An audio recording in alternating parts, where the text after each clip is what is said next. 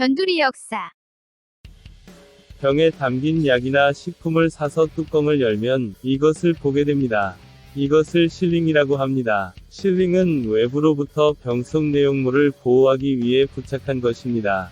물건을 사서 뚜껑을 열었는데 이것이 없거나 약간 벗겨져 있거나 떼어낸 자국이 있다면 구매자보다 먼저 누군가 불순한 의도로 내용물을 만졌을 수도 있다는 것입니다. 그렇게 되면 구매자는 매우 불안할 것입니다. 오늘은 약병 입구에 실링이라고 하는 이 안전장치가 붙게 된 사연을 알아보겠습니다. 때는 1982년 9월 29일 미국. 12살 메리 켈러먼은 평소보다 일찍 일어나서 엄마 아빠가 있는 안방으로 갑니다. 그리고 같은 날 아침 7시에 죽습니다. 그날 27살 밖에 되지 않은 아담 제너스가 자신의 집에서 죽은 채 발견됩니다. 그의 형 스탠리와 형수 테레사가 급히 그의 집으로 갑니다. 그리고 불과 몇 시간도 지나지 않아 스탠리가 먼저, 그리고 테레사가 이틀 후에 죽습니다.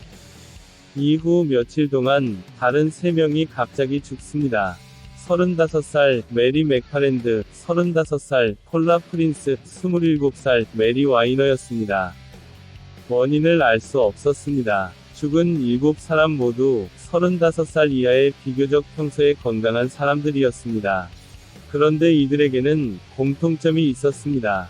첫째, 이들은 모두 미국 일리노이주 시카고시와 그 인근에 거주하고 있었습니다.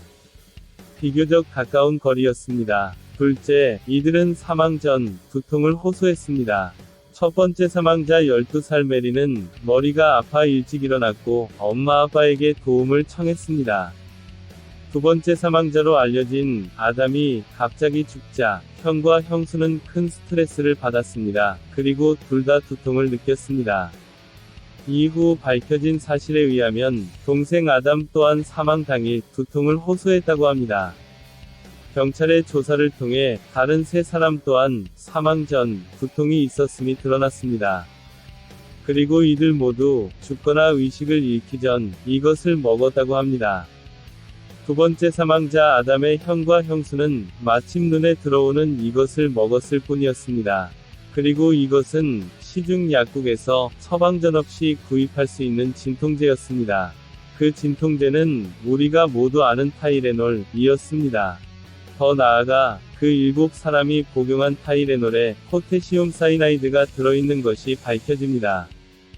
그러나 이 포테시움 사이나이드는 타이레놀의 성분이 아니었습니다. 결론은 약이 오염됐다는 것입니다. 그러면 포테시움 사이나이드가 무엇일까요? 이것은 시아나칼륨이라고 하는 일반인은 잘 알지 못하는 화학물질입니다. 그러나 청산가리라고 하면 그거 라고 할 것입니다. 직접 볼 기회는 없지만 누구나 익히 들어 알고 있는 독극물로 언급되는 것입니다. 정리하면 누군가 이 7사람이 죽기 전에 먹은 두통약 타이레놀에 청산가리를 몰래 넣었다는 것입니다. 범인은 제약사에 있거나 도매상에 있거나 약국에 있거나 사망자들의 집에 있을 것입니다. 물론 제조상의 실수일 수도 있습니다. 경찰은 즉시 시카고와 인근 도시 사람들에게 타이레놀을 복용하지 말 것을 경고합니다. 제조사 존슨앤존슨도 지역 언론뿐 아니라 전국 언론을 통해 국민들에게 타이레놀의 복용 중단과 회수를 요청합니다. 이렇게 해서 회수된 양이 3,100만 병이나 되었습니다. 몇 주에 걸쳐 시카고와 인근의 약국과 식료품점에서 다른 몇 병이 오염된 타이레놀 병이 발견됩니다. 다행히 더 이상의 비극은 없었습니다. 하지만 이 사건으로 인해 시장 점유율 35%를 차지하고 있던 기적의 진통제라 불린 타이레놀은 그 점유율이 8%까지 떨어졌습니다. 타이레놀이 대단한 히트작이었기 때문에 존슨앤존슨은 자사 순수익의 18%를 이 진통제에서 얻고 있었습니다. 존슨앤존슨에게 기업 역사상 가장 큰 위기가 닥쳤습니다. 존슨앤존슨은 대책을 마련해야 했습니다. 이런 사건이 재발하지 않도록, 다시 말하면 누군가 약병의 장난을 치지 못하도록 해야만 했습니다. 그래서 소비할 목적이 아닌 사람이 약을 미리 열어보면 그 흔적이 남게끔 템퍼프루프 장치를 설치합니다. 우리말로 하면 부정조작 방지 장치인데 안심봉인이라고 하면 쉽게 이해될 것입니다. 존슨앤존슨은 하나의 장치가 아니라 무려 3개를 적용했습니다. 첫째, 병을 담은 종이 상자에 아래와 위를 접착제로 확실히 봉인합니다. 둘째, 병뚜껑을 필름으로 감싸고 압축합니다. 이를 밀봉수축 필름이라고 합니다. 셋째, 이 동영상 처음에 본 것처럼 뚜껑 내부 병 입구에 봉인 실을 부착합니다. 거기에 더해서 알약 자체에 이물질을 주입하기 어렵게끔 표면 처리를 달리했습니다. 결과적으로 타이레놀은 4가지 안심 장치의 보호를 받게 되었습니다. 존슨앤존슨은 회수된 타이레놀을 새로운 장치가 붙은 안심할 수 있는 것으로 교환해 주었습니다. 전체 과정에 들어간 돈은 당시 1억 달러에 해당했습니다. 시장 점유율 하락으로 인한 손실은 별도의 문제였습니다. 존슨앤존슨이 이런 대책을 내놓고도 이전 시장 점유율을 회복하기까지는 몇 년이 걸렸습니다. 타이레놀 독극물 사건과 존슨앤존슨의 대처를 본 다른 제약사들 또한 공포와 불안을 피할 수 없었습니다. 범행이 운 좋게 비껴간 것인지 아직 닥치지 않은 것인지 알 수 없었습니다. 안전을 무시한 채 방심하고 있는데 자사약품의 사고가 터지면 이미 안전이 보장된 타이레놀로 소비자들이 대거 다시 옮겨갈 것이 분명했습니다. 그래서 결국 이들도 타이레놀이 선택한 봉인장치를 도입하게 되었습니다. 여기서 본받을 점은 존슨앤존슨의 신속하고 과감한 대응이었습니다. 이 대응 때문에 천문학적 손실을 입었지만 가장 단순하고 단호하고 확실한 결단을 내림으로써 위기를 극복할 수 있었습니다.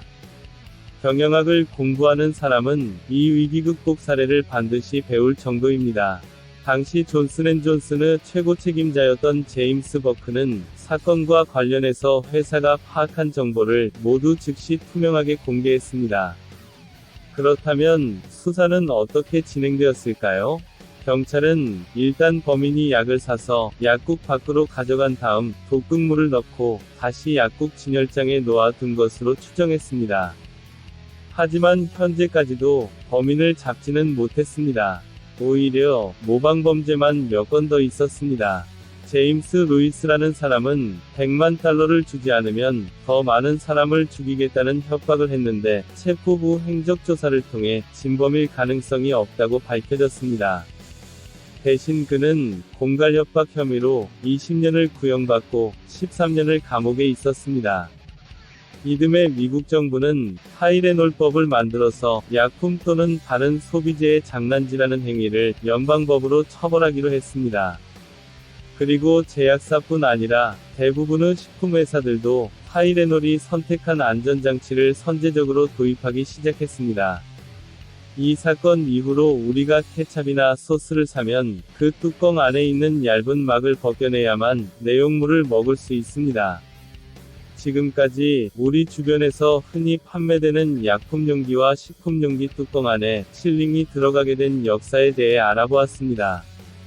다른 동영상으로 또 뵙겠습니다. 감사합니다.